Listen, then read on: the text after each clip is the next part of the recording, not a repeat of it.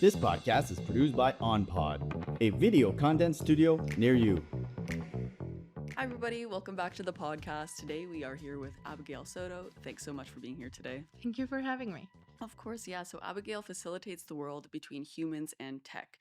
But right now there's a huge focus in AI, correct? Exactly. Okay, so what motivated you to start your journey as a founder focused on making advanced technology and especially AI accessible to smaller organizations and schools? So, I guess my journey started since my childhood. I come from a family of doctors, so pretty much from my young age, I was surrounded with terms, specific terms and a particular language. Mhm.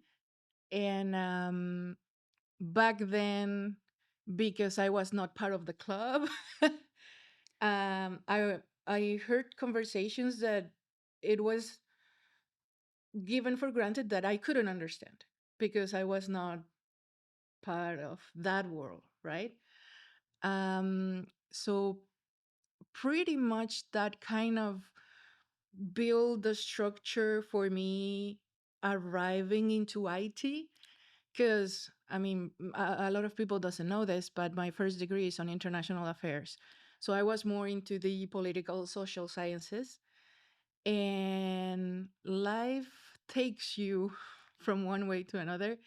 And I enter the world of technology to find out it was pretty much the same.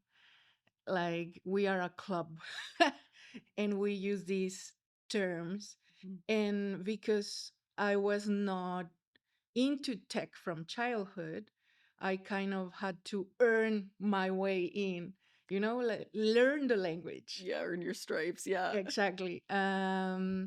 So basically, I started like the infiltrator.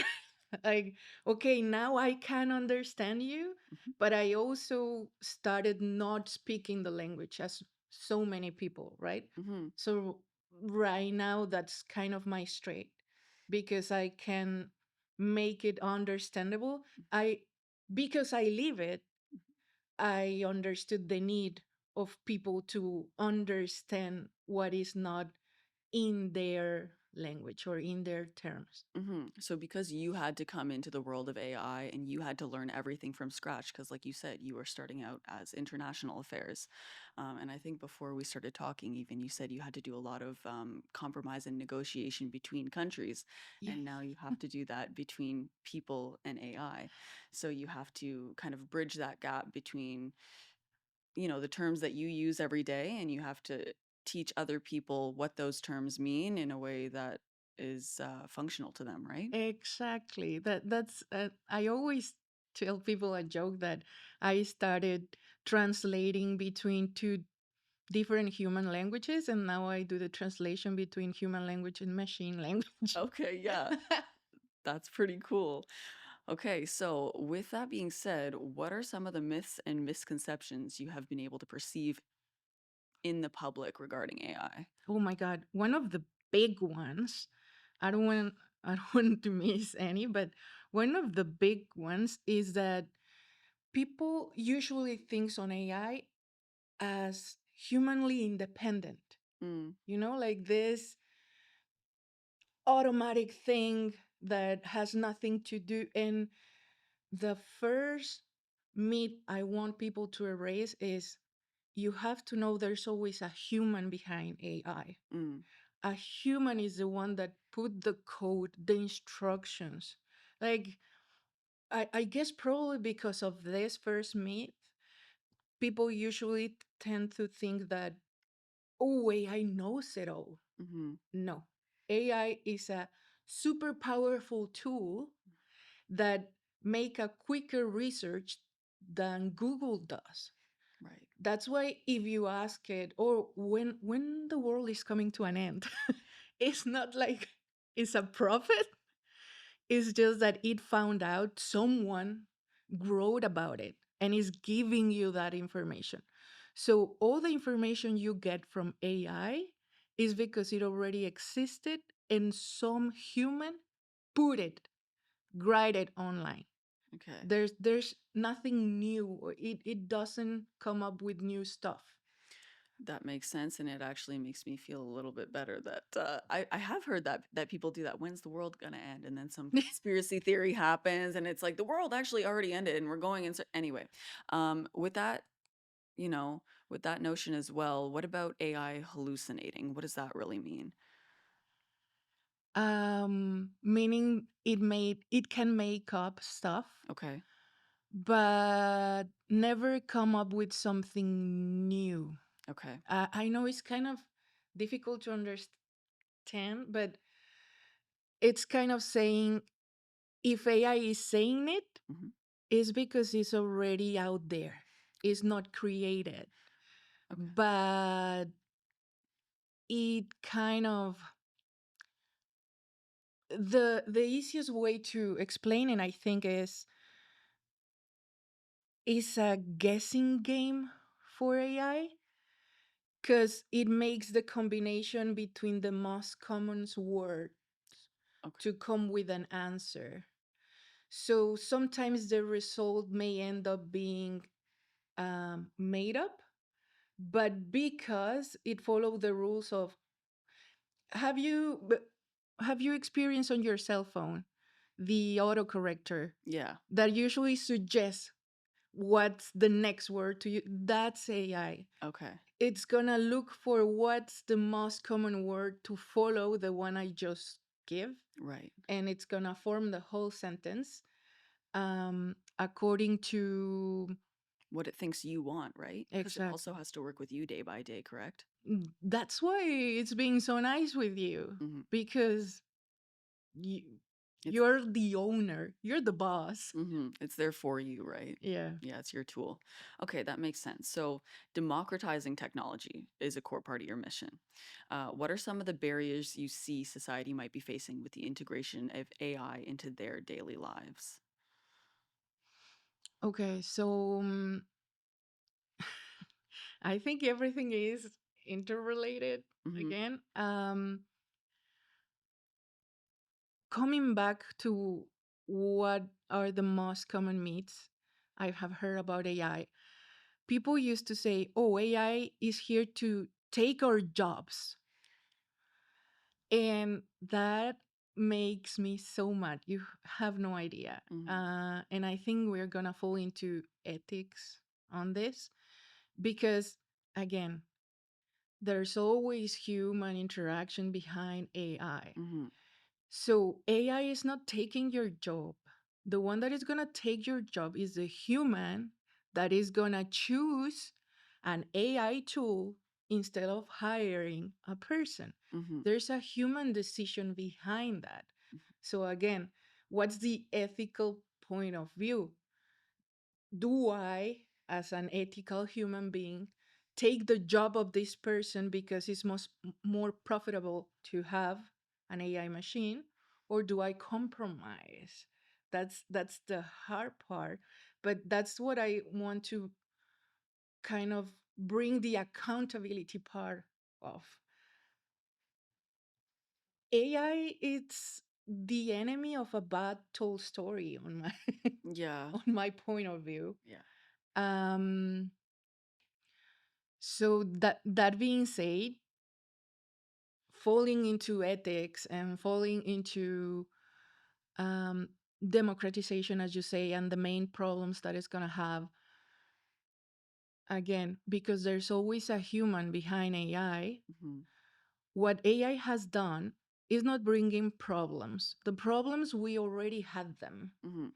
It just brought a magnifying glass into them.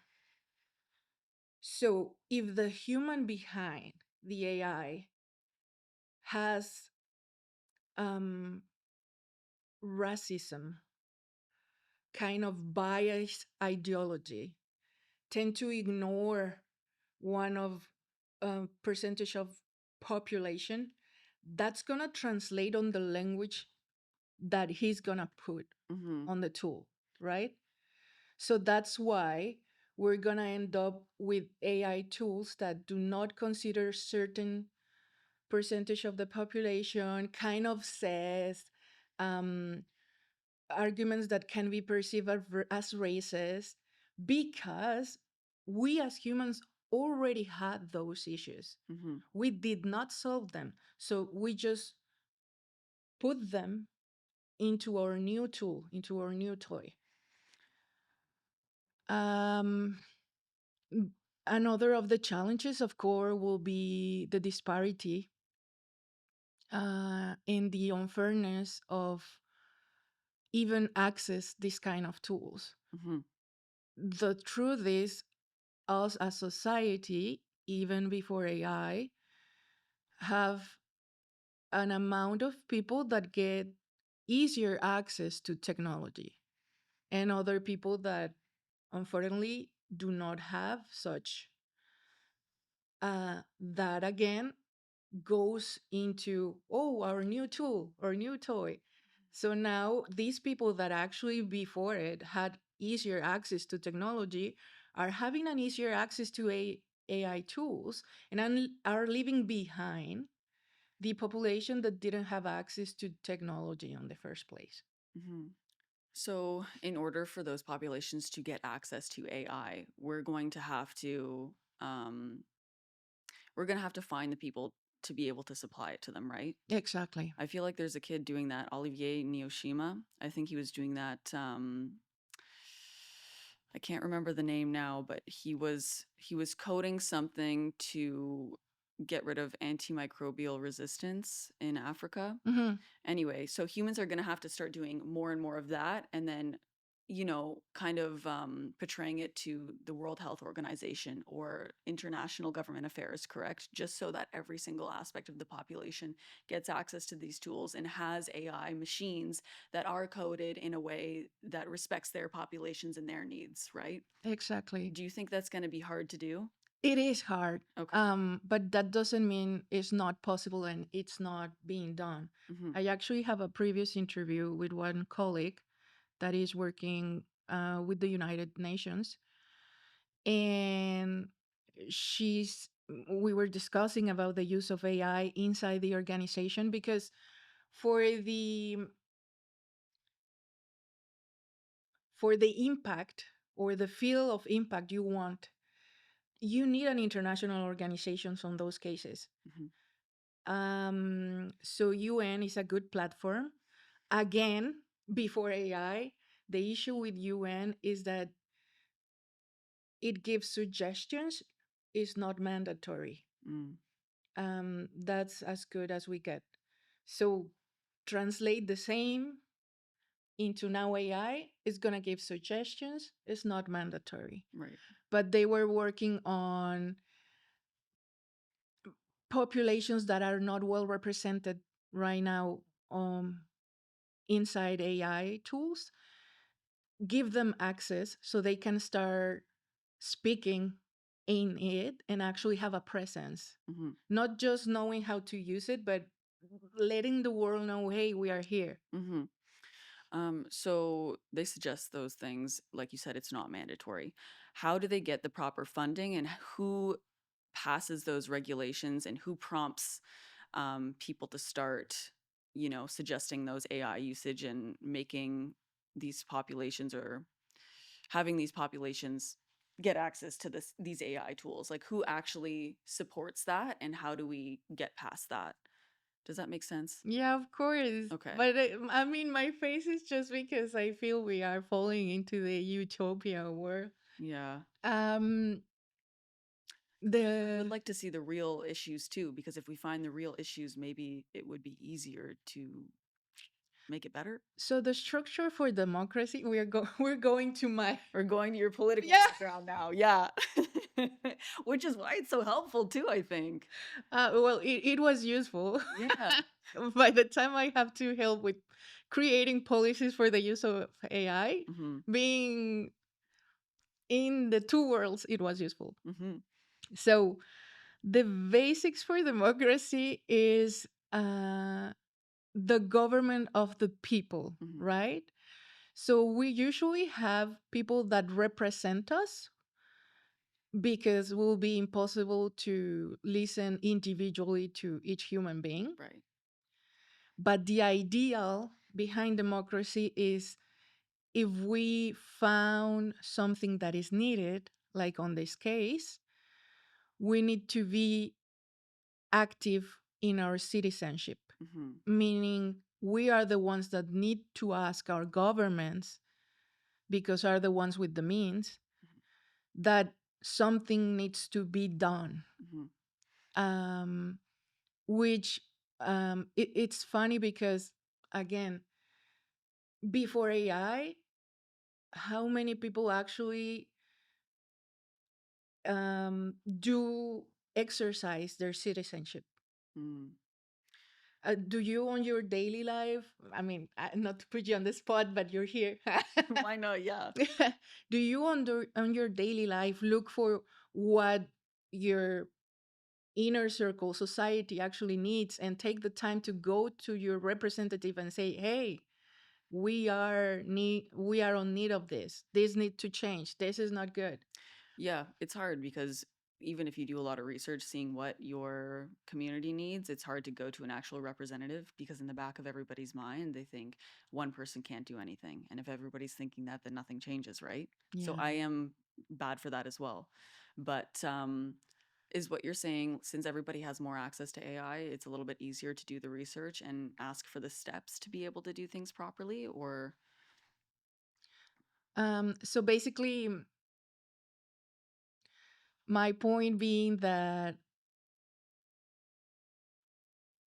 things seems to have changed Mhm. when they haven't changed at all. Right. it, Okay. it is basically what we are supposed to be doing so far, what is need to be done now. Mhm. And like some people, it's freaking out because now they say with the use of AI we need to question everything, and I was like, you needed to question everything before AI. Yeah. You can't, like, is not to not trust, but to have the critical thinking of, okay, I'm gonna doubt what you say because I'm gonna do my own research, Hmm. not just swallow Yeah. all the information as true, right? That makes a lot of sense because, like, I think that's the main theme of how we're kind of going up in the world and gaining more technology. Like, the more technology we gain, the more tools we gain, we still have not focused back on those social issues that we haven't solved in the first place. Like, you can have all the tools in the world, but if you don't solve how, like, that's almost like philanthropy, or what am I trying to say here? Like human perception, like psychology almost, the way that social groups form and all that other stuff. Like maybe we should focus more on that rather than these tools that we barely know how to use. it's But like it's like they say, go to the roots. yeah, go to the root of the problem. Do we do that? No. Anyway, but at least we have people on the front lines of trying to fight for these things like yourself, right? Yeah, good. So thank you for, enlightening us about what we should actually be thinking about sometimes. Um, Okay, so you also educate schools in the use of AI, correct?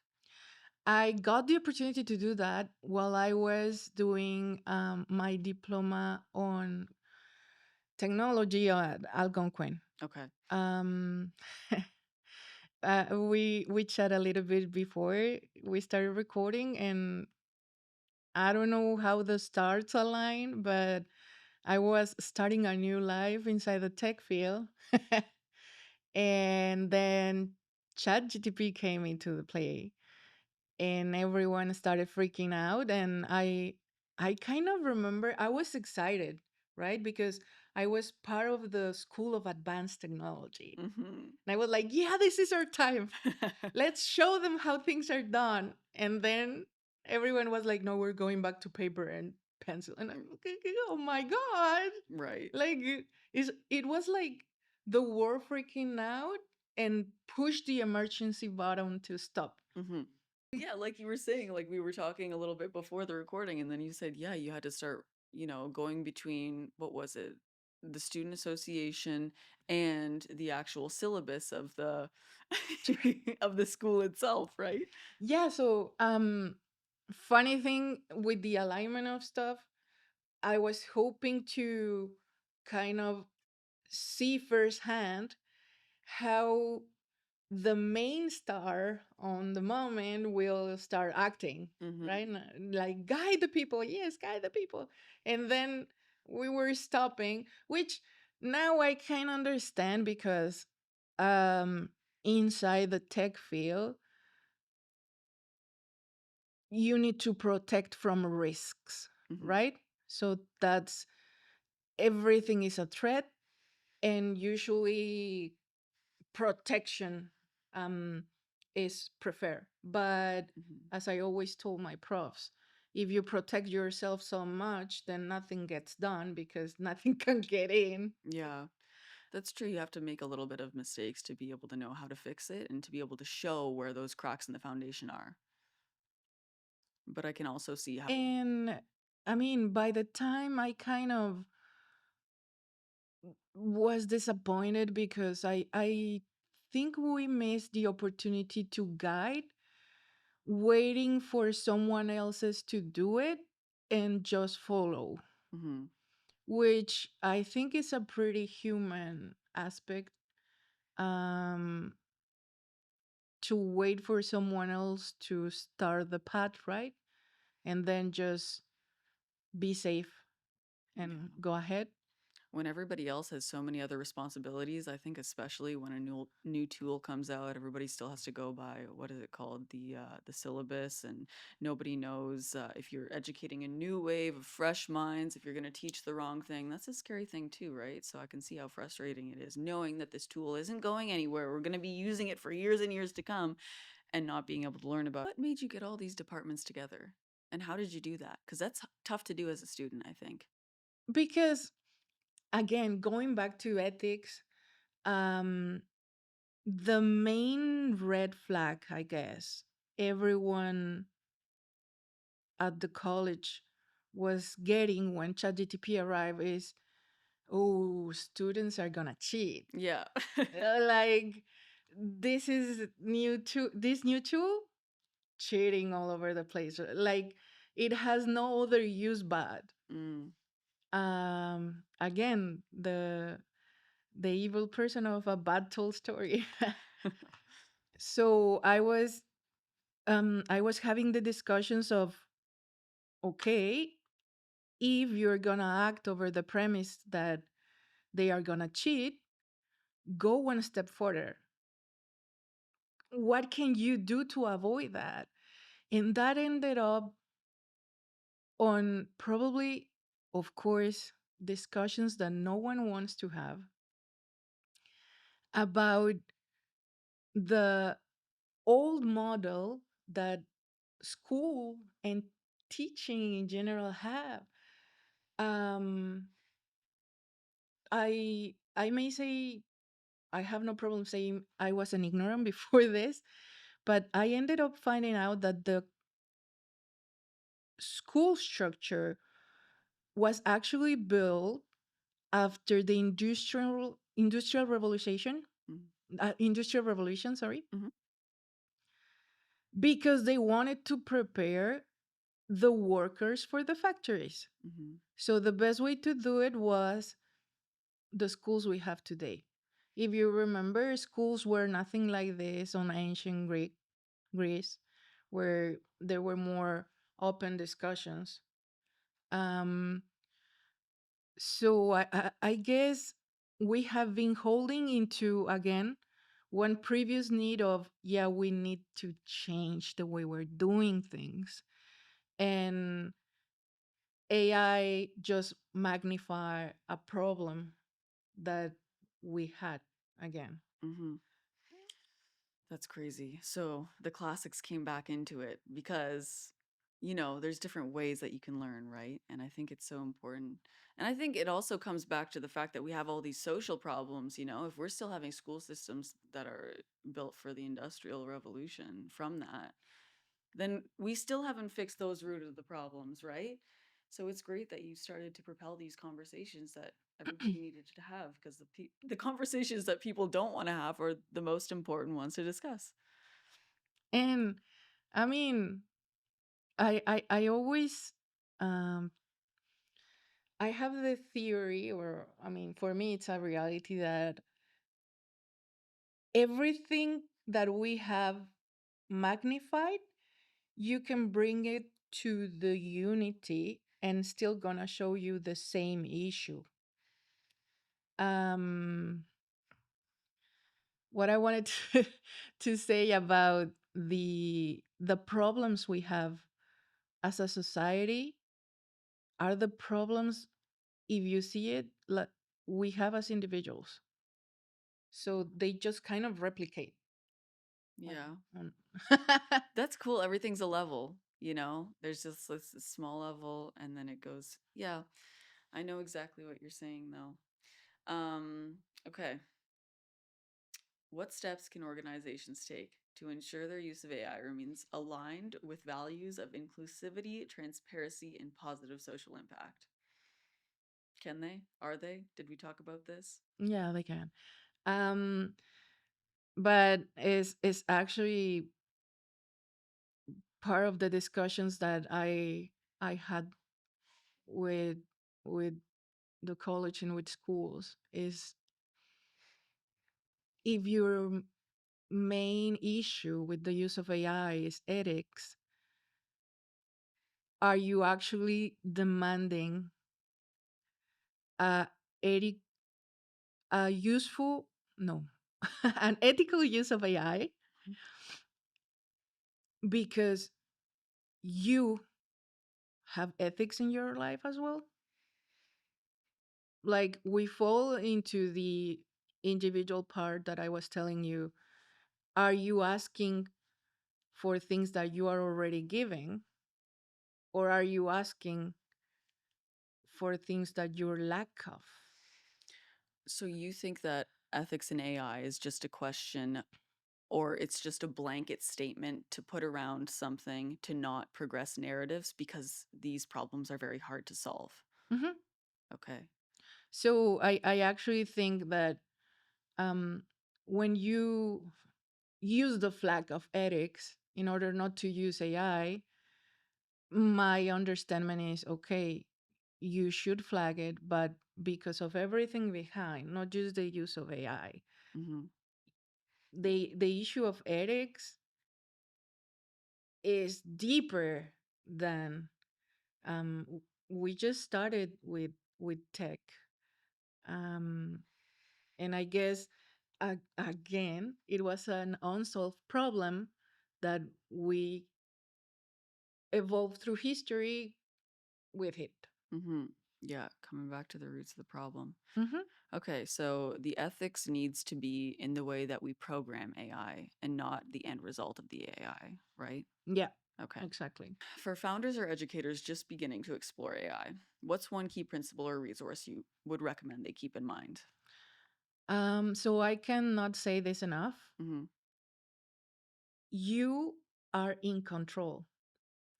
You have to keep that in your mind. Mm-hmm. You are the controller, the owner of the tool, not the other way around. Mm-hmm. Um,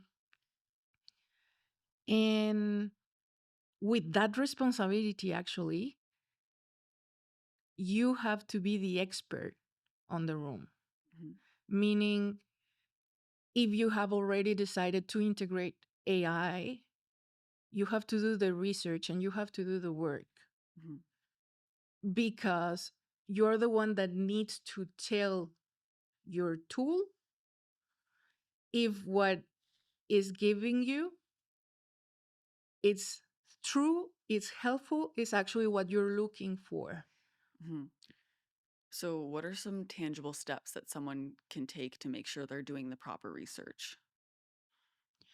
Always look for legit sources, um, people that already have kind of a name on the field.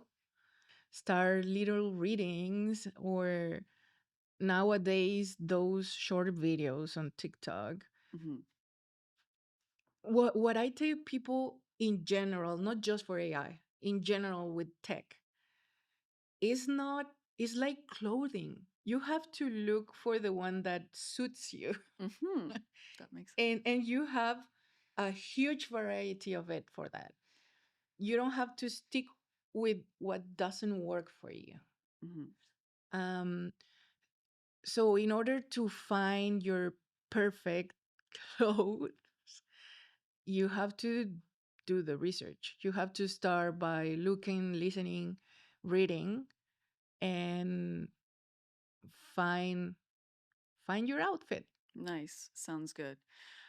For anybody who wanted to learn a little bit more about this and learn about what you do, where can they find you? How can they hire you? Where can they look you up?